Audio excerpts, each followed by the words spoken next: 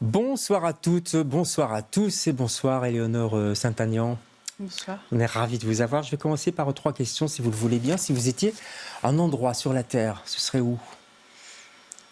Je serais un nuage. Ah ouais. Ça peut être dans le ciel. Oui, on s'éloigne un peu de la Terre, mais c'est pas très loin. Si vous étiez un animal, Éléonore? Un animal, je serais une mouche équipée de micros, de tout petits micros et de toutes petites caméras pour pouvoir me faufiler partout et espionner. D'accord, vous faites un peu peur là. Et si vous étiez le titre d'un film? J'en ai 2 qui me viennent à l'esprit. Allez-y. Vertigo. Ah ouais, Hitchcock. Et puis L'inconnu du lac. Ah bah oui, parce qu'il y a un lac, entre autres, et un inconnu. Et c'est un film que j'aime beaucoup. Oui, c'est magnifique. Garodi, je crois. Guiraudy. Ouais, c'est ça. Merci pour vos réponses. On va maintenant parler du camping du lac qui sort cette semaine en Belgique. Vous êtes l'invité de LCR ce soir.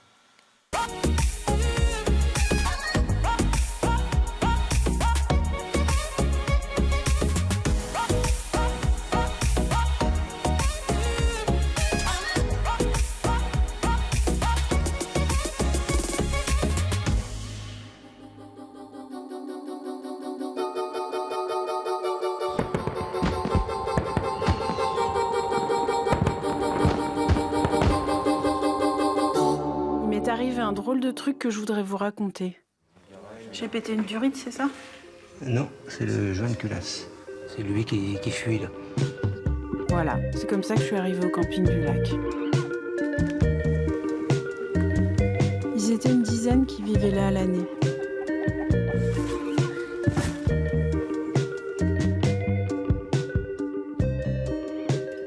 Erwan m'a installée tout en haut. Il m'a dit que de là, j'aurais peut-être la chance d'apercevoir la bête du lac. C'était pas la mer, mais un Loch Ness breton, ça m'allait bien aussi.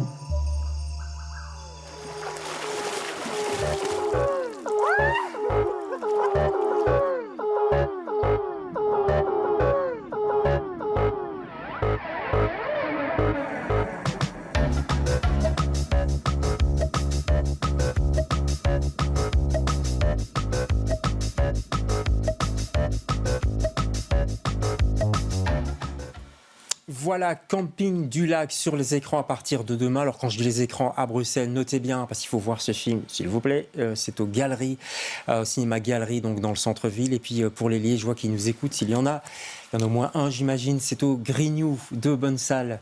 Éléonore, on peut dire que c'est des bonnes salles à Bruxelles pour accueillir. Oui, c'est 2 très bonnes salles et je suis très contente et je remercie les exploitants de ces 2 salles d'avoir décidé de montrer mon film. Parce que j'allais dire, c'est pas facile, c'est pas un film facile, mais si, en fait, c'est un film facile. En tout cas, c'est un film qui rentre, qui a l'air de rien comme ça, on rentre tout doucement.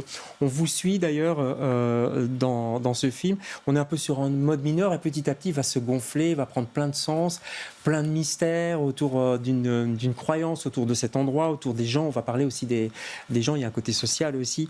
Vous avez travaillé d'ailleurs avant, c'est votre premier long métrage, hein, je crois. Oui. Ouais, avant, vous travaillez sur des vidéos et des installations à Rennes ou à Rouen. C'était déjà en Bretagne, d'ailleurs, vous aimez bien cette région? Il y a un truc avec... Oui, j'avais fait un court-métrage plutôt documentaire qui s'appelle Une fille de Ouessant. Ah bah oui. Avant ce film-là. D'accord. Donc à Ouessant, sur l'île de Ouessant en Bretagne. Tout au bout du bout du bout. Tout au bout du bout. Et là, par contre, le film est concentré sur le centre-Bretagne, c'est-à-dire la Bretagne où il n'y a pas la mer. Ouais. Contrairement à celle qu'on a l'habitude de voir. Voilà. Mais il y a un lac. Et quel lac? Mais parce que tout se joue là. C'est inspiré d'une nouvelle de Russell Banks de 1974, c'est ça? Oui, alors c'est très très largement adapté de cette nouvelle. De Fish. De Fish, qui est une nouvelle qui se passe pendant la guerre du Vietnam, où on a d'un côté les bouddhistes et de l'autre côté les catholiques qui se livrent une espèce de guerre comme ça autour d'un poisson, un poisson miraculeux, dont certains imaginent que c'est une réincarnation d'un disciple de Bouddha, qui est une sorte de dieu de la peinture. Et puis, de l'autre côté, les catholiques, eux, pensent surtout que c'est des militaires.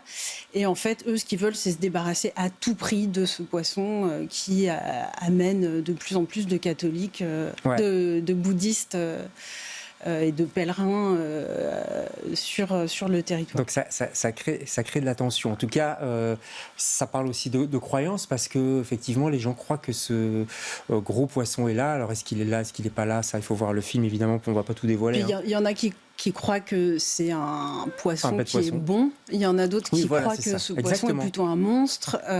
Certains pensent que c'est simplement une histoire qu'on raconte aux enfants pour leur faire peur.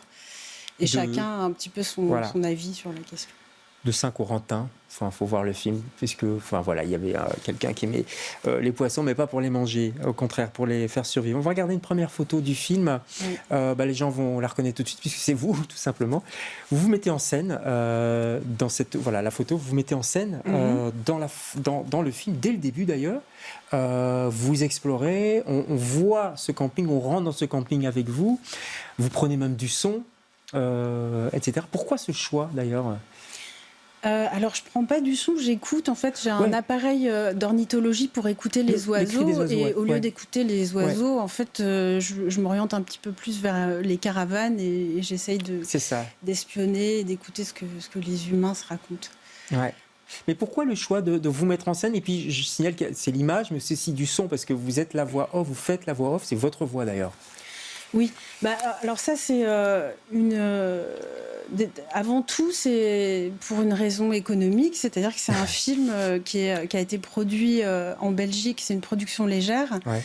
Et donc, bien que ce soit un film un peu de science-fiction qui parle du monstre d'un monstre marin, c'est quand même un film qui a été fait avec un tout petit budget. Et donc, l'actrice la moins chère que j'ai trouvée autour de moi, c'était moi-même. Ouais. Catherine Deneuve n'était pas libre. Non. C'est ça, voilà. Voilà, et puis aussi, je me pose la question de, quand on n'a pas les moyens de faire jouer une histoire à des acteurs, de mettre des effets spéciaux, des animatronics, etc. Comment on va faire pour se débrouiller? C'est un film de débrouille comme ça, de bricolage. Et en fait, il y a un moyen très simple de faire du cinéma qui est de filmer des gens qui racontent des histoires. Ouais. Et donc en fait là, c'est moi qui me raconte une histoire en observant le monde dans lequel j'atterris. Exactement. Et des gens qui se débrouillent aussi, j'ai l'impression. Parce que faire l'expérience du camping, c'est faire l'expérience aussi du relâchement, des conventions sociales. C'est des gens parfois qui ont atterri là, vous le racontez un peu dans le film, hein, une mère et son fils. Il y a même un Américain qui arrive là, on ne sait pas trop comment ni pourquoi. C'est peuplé de personnages comme ça. Vous avez fait l'expérience, vous, d'un camping? Vous connaissez ce monde-là? Oui. Moi, déjà, quand j'étais petite, j'allais souvent en vacances au camping. Ouais. Mais là, surtout, ce film, il a été tourné dans un terrain de camping qui existe vraiment dans le centre de la Bretagne.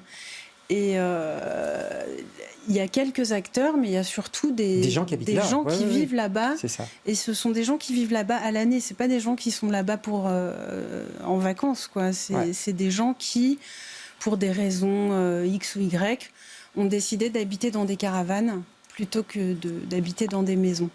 Ouais. Donc des gens qui sont un peu à la marge. Oui, des gens qui, des fois, simplement aiment la nature, mais aussi des gens qui sont un petit peu en marge de la société, ou des gens qui ont un vécu un petit peu compliqué, qui sont dans une période de leur vie un petit peu difficile, et donc qui, entre deux travails, entre deux logements, habitent là.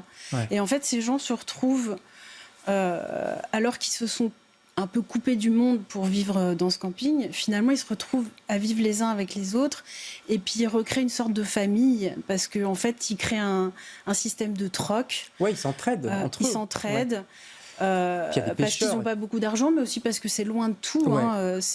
Ça a été tourné dans le centre-Bretagne, dans une région où il n'y a rien, il n'y a pas de transport en commun. Ouais. Il y a le seul moyen d'aller là-bas, si on n'a pas de voiture, c'est de faire du stop. Ouais. Vous avez été en voiture, elle est tombée en panne, c'est pour ça que vous arrivez là. Mais bon, ça c'est un peu l'histoire du film, on va dire. Alors, il y a s'immisce petit à petit, effectivement, une idée un petit peu surnaturelle, fantastique, on appelle ça comme on veut, d'un poisson géant, mystérieux, qui serait là dans le lac. On pense évidemment au Loch Ness, on peut penser aussi même, je sais pas moi, à la Calypso, Ulysse, l'Odyssée. Enfin, il y a quelque chose de mythique, d'antique. Enfin, vous voyez, vous jouez jouez un petit peu, je crois, sur ça. Vous laissez un peu le. Oui, puis l'avantage flou. avec le monstre du Loch Ness, c'est que tout le On monde voit pas. connaît déjà l'histoire, Oui. donc en fait, c'est pas la peine de la raconter. Non, exactement. Et en fait, je peux raconter d'autres histoires qui sont parallèles et qui se passent à côté. Donc l'histoire Ouais. d'un des personnages qui vit dans le terrain de camping, l'histoire d'une femme Oui, qui est parce arrivée que là avec son fils. c'est et vrai puis que le poisson, finalement, ouais. Mais il y a quand même, de temps en temps, un petit moment fantastique. On va voir une deuxième photo tirée du film. C'est une femme du camping, je ne sais pas si elle est au camping, mais qui se baigne nue, là, et qui joue avec ce fameux poisson.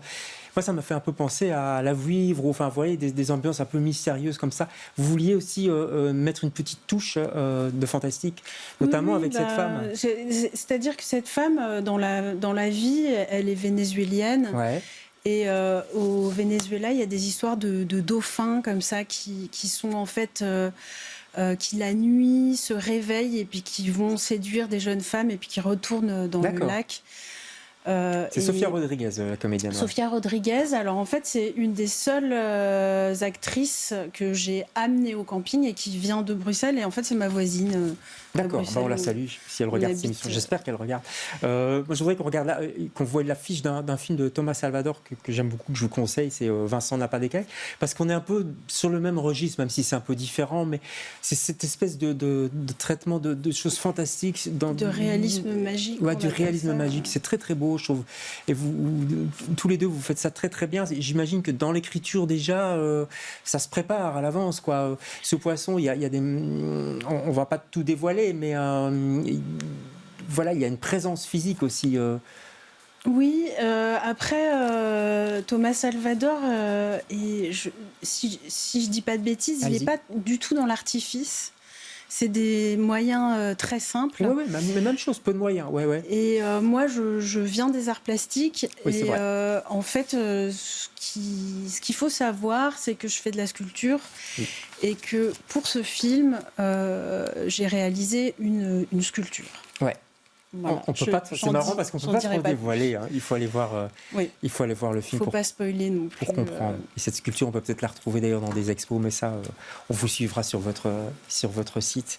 C'est vraiment un très beau film que je vous conseille. Ça sort demain. Je l'ai dit, je crois, aux Galeries et au Grignou à Liège. Merci infiniment, Éléonore, d'être passée chez nous. On se retrouve demain avec d'autres invités. Bonsoir.